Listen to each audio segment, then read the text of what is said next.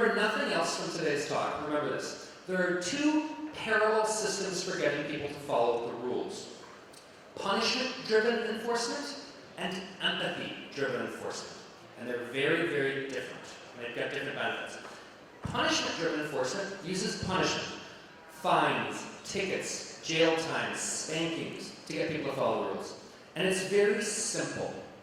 Just, you can kind of imagine looking at the chart. So if your library's in chart, so if you get caught stealing a book, you're out for a year. If you yell at somebody, you're out for 3 days. If you, I don't know, stick gum to a table, you're out for a day, or whatever. You can imagine looking it up on the chart. Very, very simple.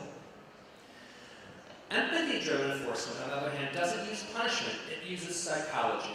Specifically, the psychology of voluntary compliance. What do we know from the research, from the literature, about how do you create an environment where people just naturally follow the rules? We're going to talk about that psychology in a second. But the benefits of empathy-driven enforcement are that it is way more effective than punishment and far more compassionate than punishment. But it's not quite as simple.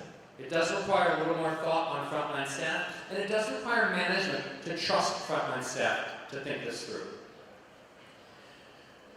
We had a meeting a couple years back. One of my coworkers wanted to make me look stupid in front of the whole staff. And so he asked me this question. He said, Ryan, you tell us to enforce the rules, but you also tell us to be compassionate. Which one do you want?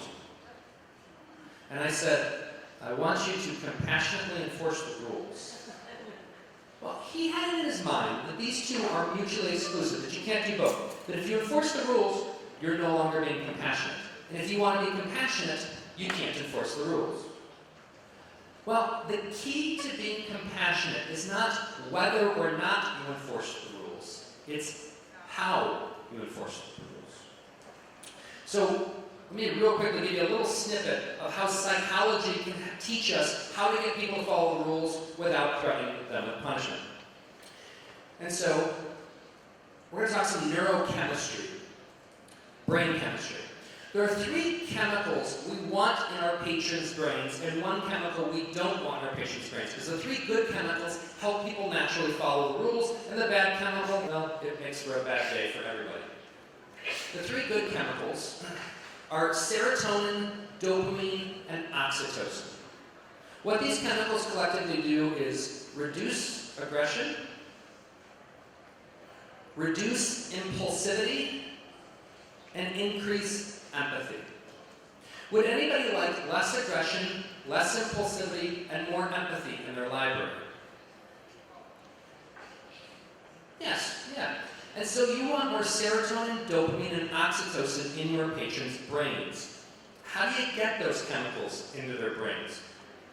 Well, in a laboratory setting, they literally just inject it up people's noses to see what happens. I don't think you can do that in Brazil. That's the bad news. The good news is there are other ways for you to get serotonin, dopamine, and oxytocin into people's brains based on the way you behave, because your behavior changes their brain chemistry, which in turn changes the way they behave. Let me give you a few examples. Handshakes and eye contact actually change brain chemistry. When I shake your hand, your brain releases an enormous amount of dopamine, thus lowering aggression, lowering impulsive behavior, increasing empathy. And it's actually a lot of that chemical. In fact, a handshake releases the same amount of good chemicals in a person's brain as a 3-hour conversation. Handshakes are incredibly powerful at lowering aggression, lowering impulsive behavior, increasing empathy. Now, I'm not sure about in Brazil, but in the United States, librarians tell me they don't want to shake hands. They don't like it.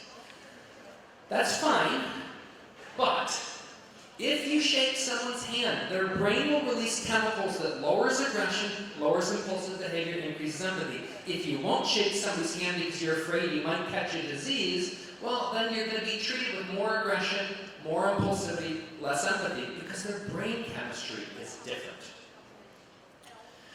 Eye contact, appropriate eye contact also changes brain chemistry. When I make appropriate eye contact with you, your brain releases these chemicals, lowers aggression, lowers impulsivity. When I stare rudely at the floor like you don't even deserve, my eye contact, or I glare at you, your brain chemistry is different. You're going to be more aggressive, more impulsive. So appropriate eye contact changes brain chemistry. Ah, there we go. It's like being sent to a beach resort in your brain. Social standing.